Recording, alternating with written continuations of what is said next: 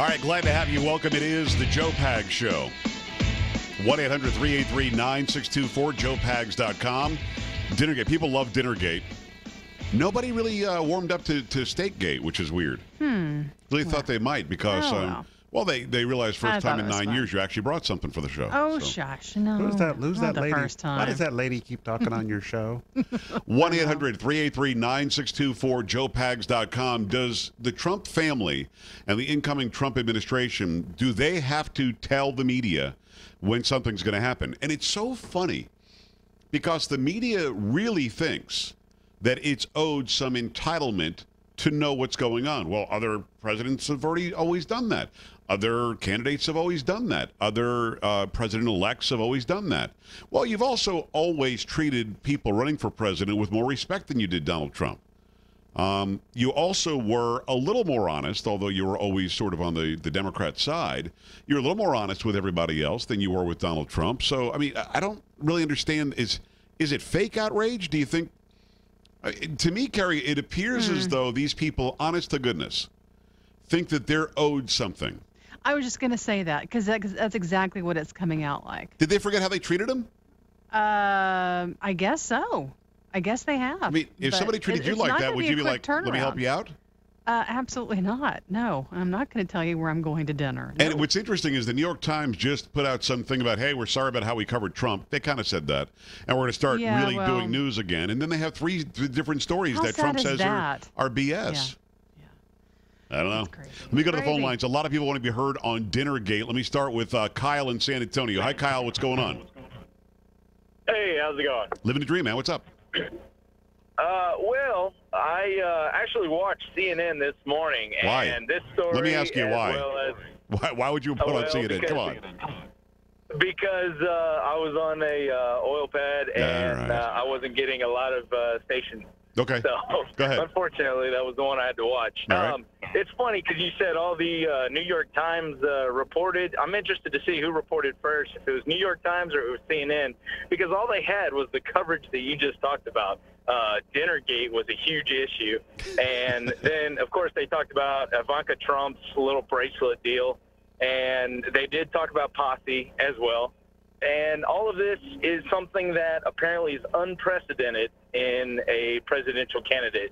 And it's unprecedented that a presidential candidate will not allow them access whenever he goes to dinner and blows them off.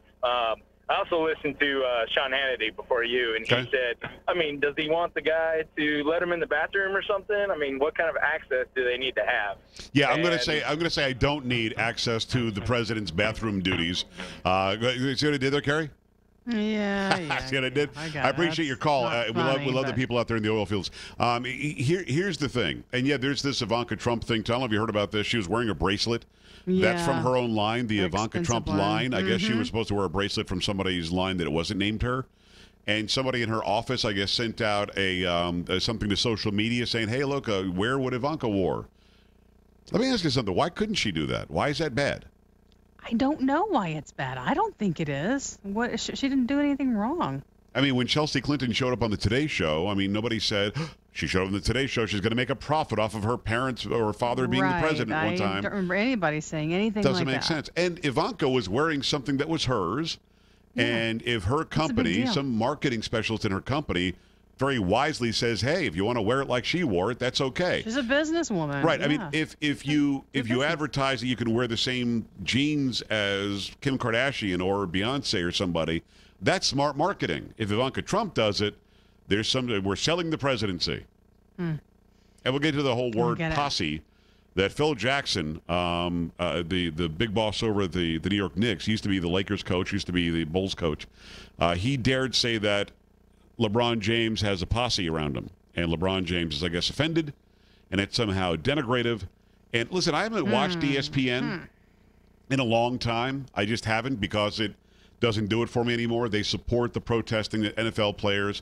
Everything seems to be about Black Lives Matters or who's gay and is an athlete. The whole thing is very strange to me. It's become some liberal arm of social progress, and it's no longer, hey, here are the scores, here are the highlights. which is what we would appreciate. I would like to watch a sports station for the highlights and for the scores and maybe some X's and O's and insight into why my team's doing well or why my team's doing badly. For some reason, I have to know when the swimmer is gay or when the football player is gay or when the WNBA team decides to wear Black Lives Matter shirts or when somebody won't stand for the national anthem. It's become something different now. It's no longer what made them famous. And I've always found that to be odd. Somebody does something great in a field. No matter what that field is, could be sports, could be news, could be, being the garbage man, could be a pizza maker. But they do something great and say, well, now that I'm the best at that, and ESPN is the best sports network, now that I'm the best at that, let me now tell you what I think about it. And I've always gone back to the example of Elvis Presley. Elvis was the most famous man on earth when he was alive. And when he would go to a concert, there'd be a press conference, and when there was the Vietnam era, people would ask him, what do you think about Vietnam? What do you think about this or that socially or war-wise or politically? And he would say, listen, I'm just a singer from Memphis, Tennessee, or from Tupelo, Mississippi. I'm just a singer. Refreshing. That's what I do. I sing. I go out there, I sing, I'll give people an escape, they can enjoy my music, we can entertain them. I'd really rather keep my personal thoughts about that issue to myself. It's not what we do today anymore. We don't do that. And the reason we don't do that is because people are very self-important. They think that because they're the best boxer or race car driver or hockey player or football player or basketball player. I mean, I'm hearing that three basketball teams have refused to stay at a Trump hotel. They refused to stay at a Trump hotel because he won the presidency? Because there certainly is no truth to any idea that he's racist or ethnocentric or anti-gay or anti-transgender. I mean, he's actually fine with transgenders. I disagree with him on that. So the idea that society, there's some backlash because a man won the election, when this sort of backlash wasn't happening when Obama won, tells me everything I need to know about the other side of the aisle. Be honest with you. 1-800-383-9624. When we come back, it's going to be Brad Parscale, digital director, he said, of the Trump for President campaign. Interesting insight. Stick around.